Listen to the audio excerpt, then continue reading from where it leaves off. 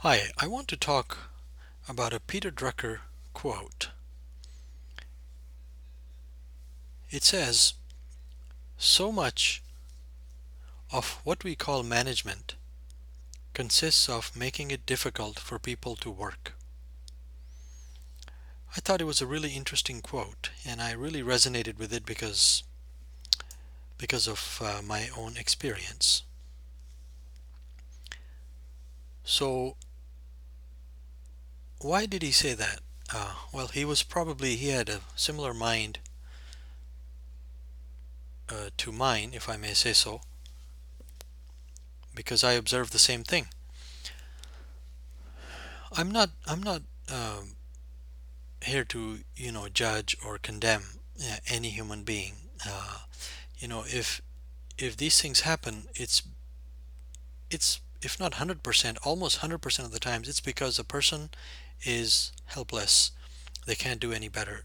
They're trying their best, but it doesn't mean that we shouldn't do anything about it. So I want to talk about two things: why it happens and how to fix it. The source and the fix. As far as the source, clearly, to me anyway, the source is mental habits, mental habit to react quickly to things, and it is just a source of so much of bad management. Uh, Something happens, and in the mind you can predict five next things that will happen, five bad things that will happen as a result of something that is just happening now, whereas it is not true. Five bad things that you're projecting will not happen, or will not necessarily happen, but it's a mental habit to worry and jump to five things uh, ahead of it, and panic, and of course make other people panic, make those who are working below you, your subordinates, make them miserable too. uh, I'll talk about how to fix that. There is a solution. The other source of it is fear of loss. Some fear. Why so much of management is making it difficult for people to work? Why? Because a manager is fearing some loss, a loss of his status, his power, his reputation, uh, a fear of something. And I'll talk about how to try to fix that as well. And the third is kind of obvious unresolved trauma from the past. So let me get to how do you fix some of the bad management habits, bad management tendencies. One proven and almost guaranteed solution to this problem is you pick up meditation. You do a little bit of meditation.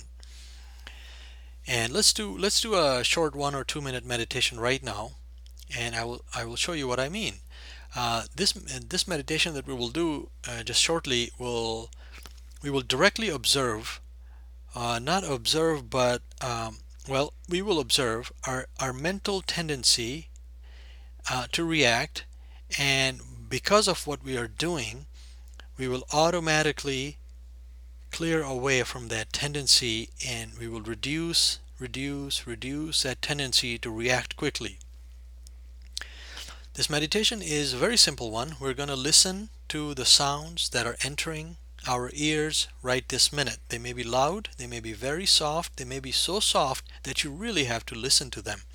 So I have a clock counter running in front of me, so I'll do it for 1 minute, and you join me wherever you are. Just sit comfortably and alert, um, and let us listen to the sounds that are entering our ear. Let's play. Let's pay all of our attention to the sound that's entering our ear.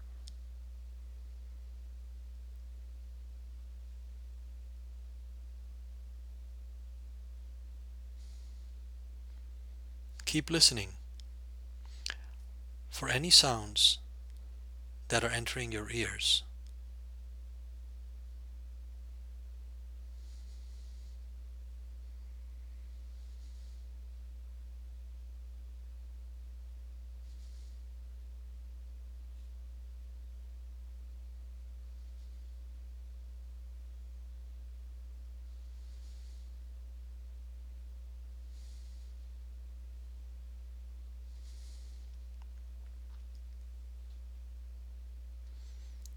Keep diligently listening for sounds entering your ears.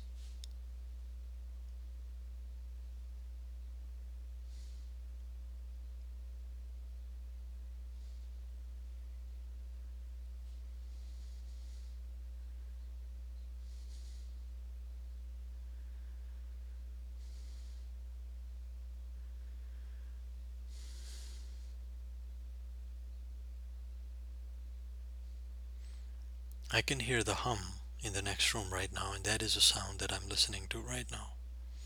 And you're listening obviously to my voice as well as any other sounds. And just for a few seconds longer, keep listening to all the sounds that are entering your ears.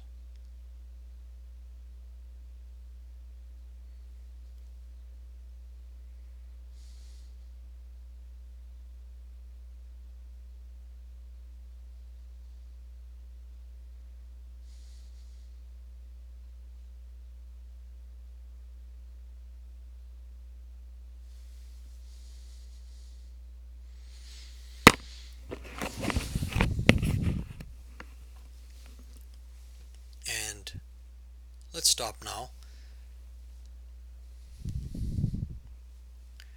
What we were doing in this meditation, we were training ourselves to be non-reactive, because when we were listening, very intently listening to the sounds, we had stopped doing something else, and that something else was reacting. If you do this meditation for let's say 5 minutes, 5 minutes, 10 minutes maybe, a few times a week, maybe every day, for only a few months, it will change you for the rest of your life. It will change you for the rest of your life. You don't have to do this meditation your whole life. If you just do this for a few months, you will develop a, not develop, but you will discover a permanent change within you. And you will notice how other people may be reacting, but you find in yourself no tendency, no need to react to things. You'll be much more calm, and you would not be doing what Peter Drucker said, so much of making it difficult for other people to work. By the way, when I was researching this quote, I saw another quote by Peter Drucker related, very interesting. It says right now, and I quote, "The most important thing in communication is to hear what isn't being said."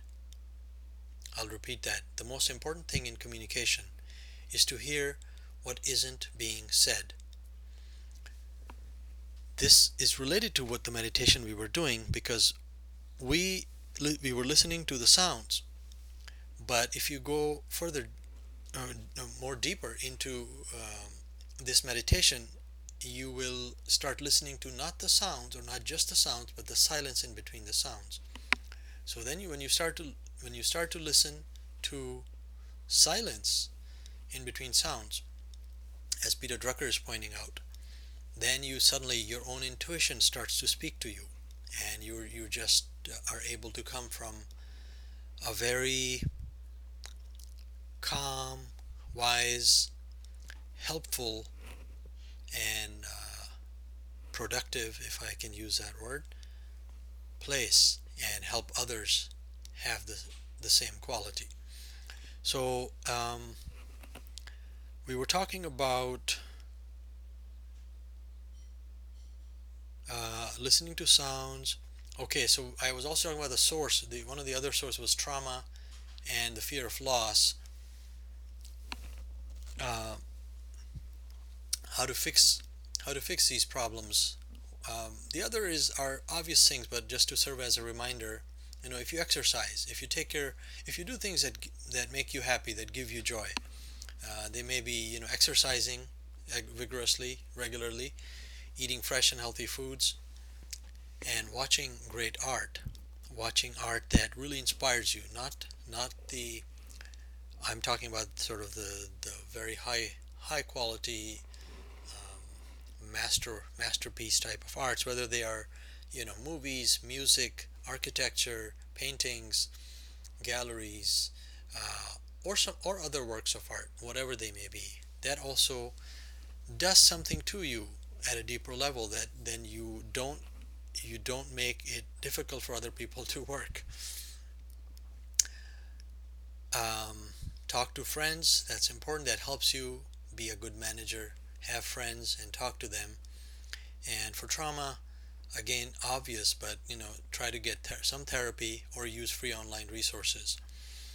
I'm promoting my coaching services, and if you would like to get coaching from me, go to my blog site, and my phone number and email are there. Contact me, and I would be happy to work with you.